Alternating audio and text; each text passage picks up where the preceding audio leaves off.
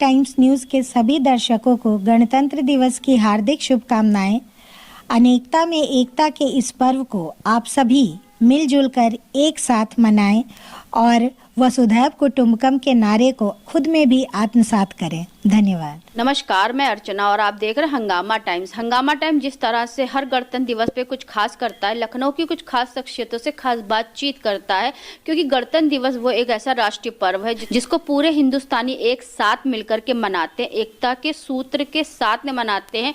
क्योंकि यहाँ पे न जात है, न पात है, न कोई चीज बंटवारा है, सभी लोग एक हिंदुस्तानी और भारतवर्ष के स्वतंत्र देश के स्वतंत्र नागरिक भी हैं। तो इसी को लेकर के हंगामा टाइम्स हर गणतंत्र दिवस और हर 15 अगस्त यानी गणतंत्र दिवस 26 जनवरी हमारा जिस दिन संविधान लागू हुआ था और 15 अगस्त यानी जिस दिन हमें स्वतंत्रता मिली थी, तो इस राष्ट्रीय पर्व को लेकर लखनऊ की कुछ खास शख्सियतों से खास बातचीत करता है। क्योंकि एक ऐसा ही राष्ट्रीय पर्व है, सभी लोग इसको मिलजुल करके मनाते हैं। तो वहीं पे हंगामा टाइम्स लखनऊ की कुछ खास शख्सियतों से खास बातचीत करता है कि इस गणतंत्र दिवस से वो सभी देशवासियों को क्या शुभकामनाएं देंगे। तो इसी खास कड़ी में आज हमारे साथ में है आपका साहित्य की महान लेखिका आपका रीमा सिन्हा जी, जिनकी संस्था का नाम है निहारिका साहित्य मंच, country of India foundation trust नाम है, जिनको लेकर के हम आज बातचीत करने आए कि इस गणतंत्र दिवस पे उनकी विशेष क्या तैयारी है। वो खुद तो आत्मनिर्भर बनती आगे बढ़ रही हैं, साथ में अन्य महिलाओं को भी आगे बढ़ा रही हैं, जिनकी लेखनी इस दुनिया में और इस समाज में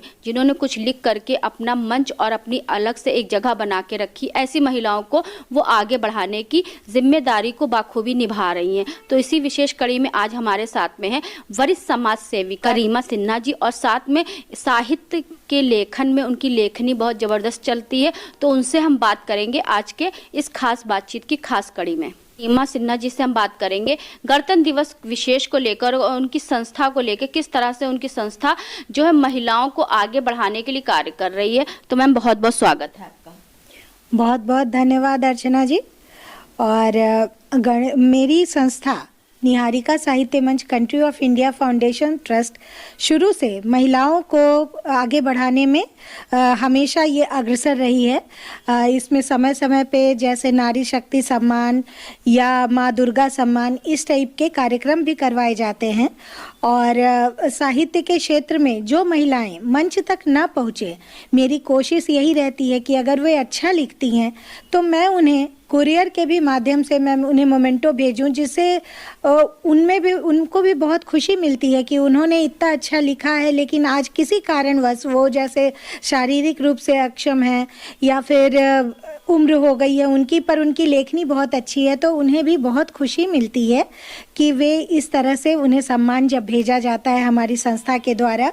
और इसके अलावा भी मैं उन महिलाओं की मदद करती हूँ और आगे भी करती रहूँगी जो नीडी हैं। हाँ, मैं अपने स्तर से करती हूँ, जितना मुझसे हो पाता है मैं उस हिसाब से ही करती हूँ, पर मैं ज़रूर उनकी मदद करती हूँ जो नीडी महिलाएं हैं, जिन्हें ज़रूरत है, जो आर्थिक रूप से सक्षम नहीं हैं।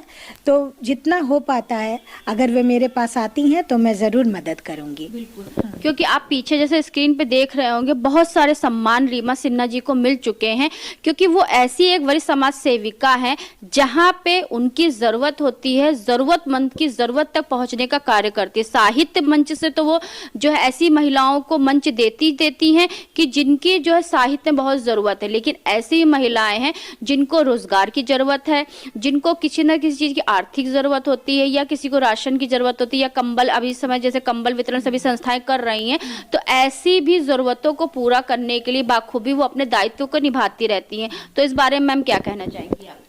हाँ, ये तो है। और अभी हमारी संस्था के द्वारा भी कंबल वितरण का कार्य किया जाएगा, क्योंकि कहीं ना कहीं मुझे लगता है कि अगर कोई भी महिला अगर वो थोड़ी सी सक्षम है तो वो किटी पार्टी और बाकी जगहों में पैसे ना बर्बाद करके वो चाहें तो इन कार्यों को बढ़ावा दे सकती हैं, क्योंकि किसी की मदद करना हमारा ये जो राष्ट्र, हम लोग कहते भी हैं कि वसुधैव कुटुंबकम को हमें आगे बढ़ाना है, तो इसके लिए हर एक महिला को जो सक्षम है तो उन्हें तो आगे आना पड़ेगा, उन्हें आगे आना पड़ेगा कि वो बाकियों की मदद करें। तो अभी फ़िलहाल तो इस ठंडी में कंबल वितरण का भी कार्य होगा हमारी संस्था के द्वारा, जल्दी किया जाएगा।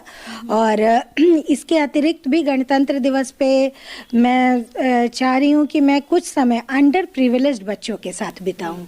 हाँ। तो मैं बच्चों की जहाँ बात है तो बच्चों से जुड़ी हुई एक सवाल हम आपसे भी पूछेंगे कि जिस तरह से जो हमारा गणतंत्र दिवस है यानी कि आपका 26 जनवरी जिस दिन हमारा संविधान लागू हुआ था आपका 1950 को लेकर के, और 15 अगस्त यानी कि जिस दिन हमें स्वतंत्रता मिली थी, लेकिन बच्चों में अभी ये जागरूकता नहीं है। बच्चों को छोड़िए, बड़ों में भी थोड़ा जागरूकता नहीं है। अगर किसी से पूछ लो तो वो कंफ्यूज हो जाते हैं। आप बिल्कुल सही कह रही हैं। ये ज़माना तो वैसे सोशल मीडिया और रील्स का है, तो जिस तरह से ये लोगों को ये पता ही नहीं है कि 26 जनवरी क्या है, 15 अगस्त क्या है। उन्हें बस रील्स बनाना है देशभक्ति के गीत पे, वो तिरंगा पहन के और गालों में टैटू बना के।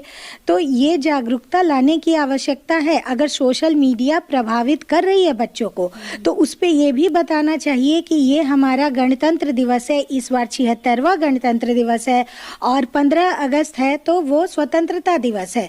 दोनों में क्या डिफरेंस है, क्या अंतर है। अगर बच्चे रील के भी माध्यम से देखते हैं, समझते हैं, तो इन चीज़ों को ज़्यादा बढ़ावा देना चाहिए।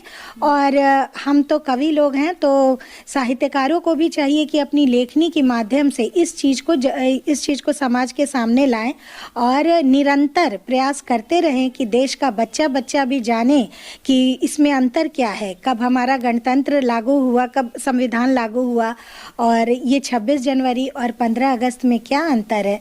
ये वाकई उन लोगों को जानने के लिए हम लोगों को आगे आना पड़ेगा, साहित्यकारों को, पत्रकारों को, समाज सेवियों को, तभी बच्चे भी जानेंगे। बिल्कुल बिल्कुल, क्योंकि 15 अगस्त 1947 को हमारा देश आजाद हुआ था और 1949 को हमारा संविधान बना था, लेकिन 1950 में वो लागू हुआ था, जिसके उपलक्ष्य में जो है पूरा एक गणतंत्र दिवस मनाया जाता है। जो आपका जो उत्तर प्रदेश की राजधानी लखनऊ, उसमें तो परेड निकलती है, ध्वज फहराया जाता है, लेकिन जो हमारे देश की राजधानी दिल्ली है वहाँ भव्य कार्यक्रम होता है और लाल किले पे जाकर के झंडा फहराया जाता है।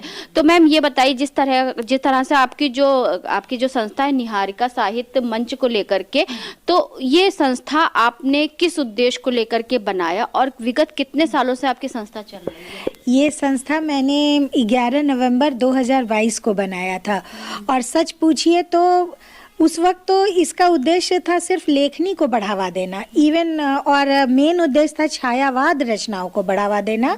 जो महादेवी वर्मा जी जो लिखती थी, जो पंत लिखते थे, पंत जी, मतलब छायावादी रचनाएं आजकल विलुप्त होती हुई कगार पे हैं।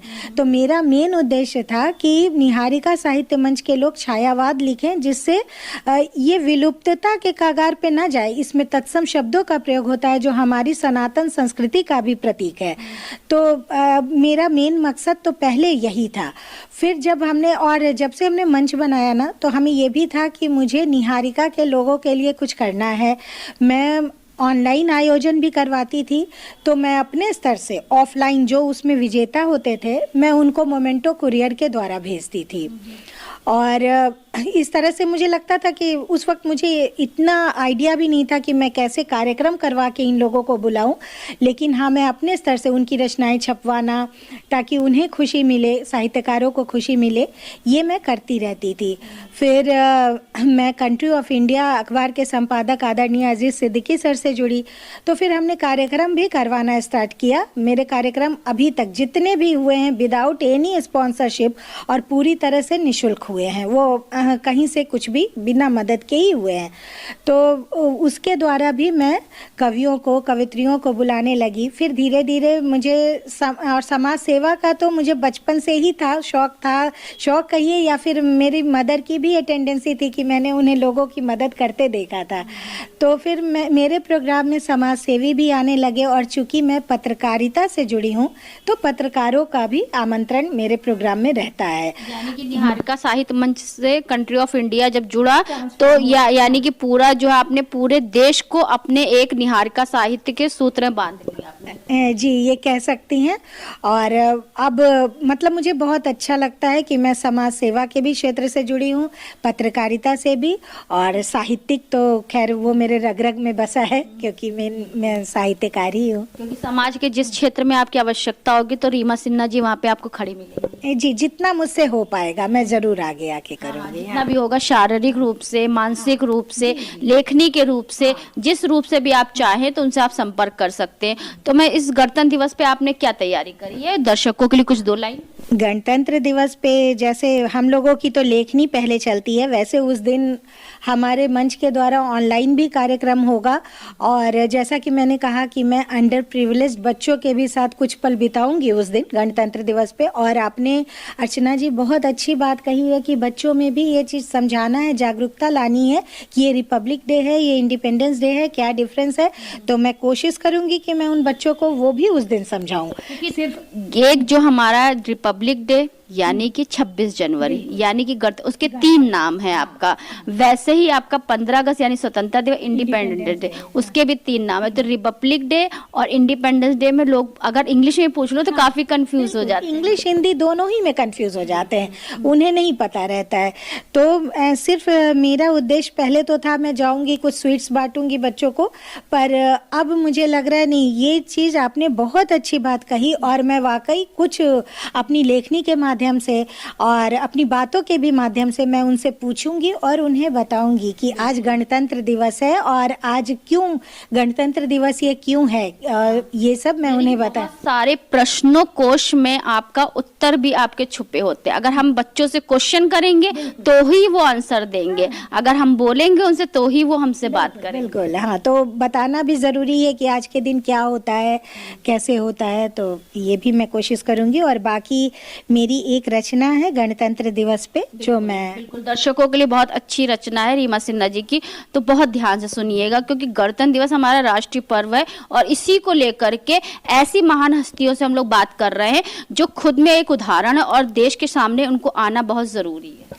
पहले तो मैं 4 लाइन सुनाना चाहती हूँ जो मेरी दिली हसरत है, तो वो मैं ये सुनाना चाहती हूँ, ये भी मेरी स्वरचित पंक्तियाँ हैं कि हसरते दीद है मुझे उस घड़ी का, हसरते दीद है मुझे उस घड़ी का जिस दिन हमारा शम्से मुल्क चमकेगा, जात पात की न विसात होगी, मंदिर मस्जिद एक ही आंगन में दमकेगा, मंदिर मस्जिद एक ही आंगन में दमकेगा। क्योंकि यह मेरी दिली हसरत है तो ये मैं पहले अपनी 4 लाइनें सुना के अब मैं गणतंत्र दिवस पर अपनी एक रचना प्रस्तुत करती हूँ।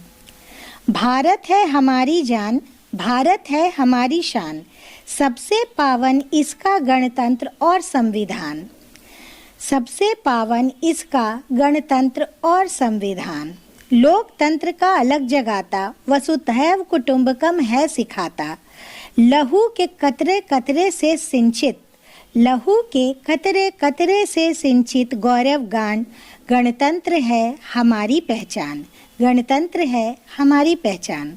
विस्तारवाद की जगह मानवतावाद में वसी है राष्ट्र की जान, विस्तारवाद की जगह मानवतावाद में बसी है राष्ट्र की जान।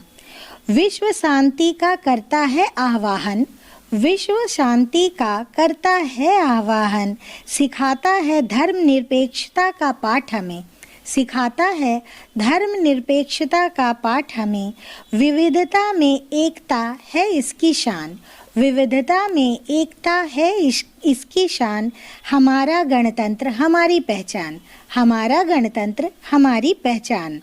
आओ मिलकर गाएं आज राष्ट्रगान, आओ मिलकर गाएं आज राष्ट्रगान, ले संकल्प कर्तव्य परायणता का, ले संकल्प कर्तव्य परायणता का, जयचंदों का होगा तभी समाधान, जयचंदों का होगा तभी समाधान।